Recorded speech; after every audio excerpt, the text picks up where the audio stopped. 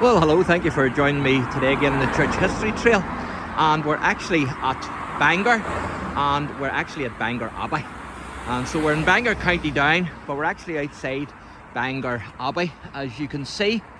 And I'll just let you see the billboard there. It says Church of Ireland, Anglican Communion, Parish of Bangor Abbey. And it's Bangor Abbey, founded 558 AD, and the rector is the Reverend Canon Ronnie Nesbitt.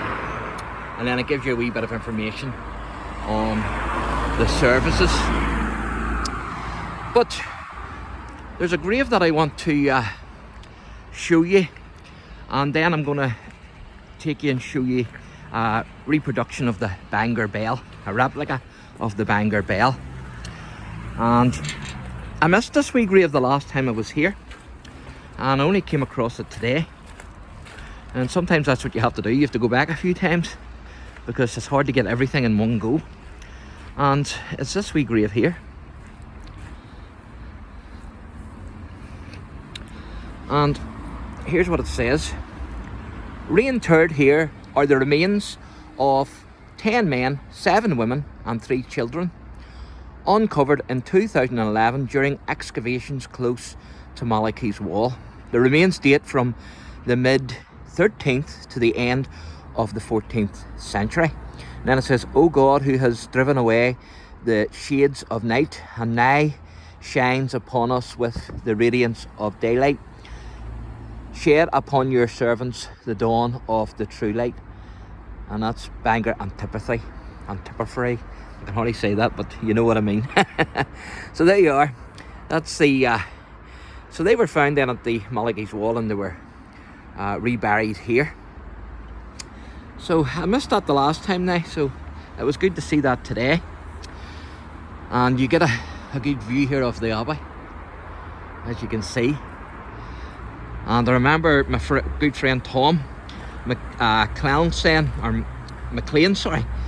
Tom McLean saying that Bangor Abbey is actually a treasure trove of history. And like, right, it is. There's that much history in Bangor and in Bangor Abbey in particular. And I'm going to show you another wee notice board here, and I'll take the time to read it out to you.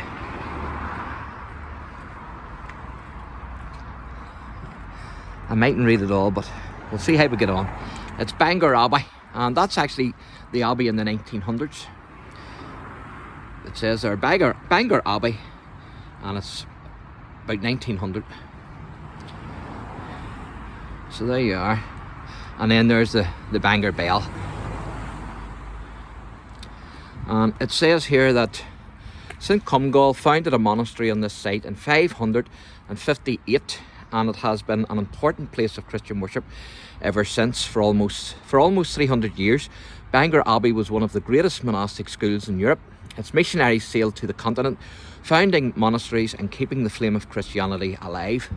2 of the Abbey's most revered missionaries, St Columba and St Gall, spent many years in present-day France, Germany, Austria, Switzerland and Italy. Columbanus died in 615 at Bobbio, close to Milan in Italy. Many years later, a monk carried the Antipathy of Bangor, I think I got that right, there for safekeeping. This exquisite service book, containing verses written by St Cumgall, is now in the Ambrosian Library in Milan. But then it also talks about the Vikings here. It says that the Vikings sacked Bangor Abbey several times, and it was entirely abandoned during the 10th century. It was revived by St Malachy around 1140. He built the first stone church and introduced the Augustinian order of monks.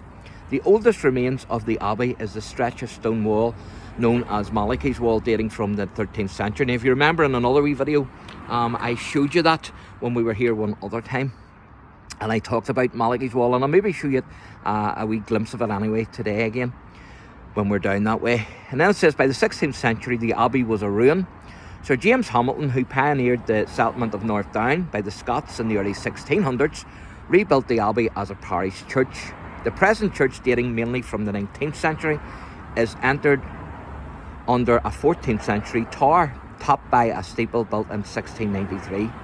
The Bangor Bell, a cast bronze bell found on the site in 1780 and dating from 825 is displayed in North Down Museum. So the actual steeple is 1693, and the tower itself is actually the 14th century, as you can see in front. And so that's the tower, and then the steeple on top. So a brave wee age, there's no doubt about it. I like the window there too, very good. It looks old, doesn't it? It definitely gives you that impression. And of course, the reason why it does that is because it is old. And so I'm also going to try and find, there was a person who was on the Titanic, and if I remember rightly, he actually died on the Titanic, and he's buried here. So I'm going to try hopefully and find his grave, and I will be able to show you that. How you doing? How are you? Are you the minister here, sir? Yes, Can I ask you a quick question, or are you busy? That's a very quick question. Do you still have the drum, the yeomanry drum, Yes, inside? yes. Would I have to book to see that? Yes, it's kept in the cupboard, so it's not on display at the minute. It's quite delicate, so Yes. if you call to the office any day, weekday between 10 and 1 o'clock, That's great. would accommodate you. Put it that way. Thanks very much. So there you are. It would be great if we could get in to see that drum. That would be absolutely fabulous. And so we'll just go through the gate here. So I must do that. I must call into the office.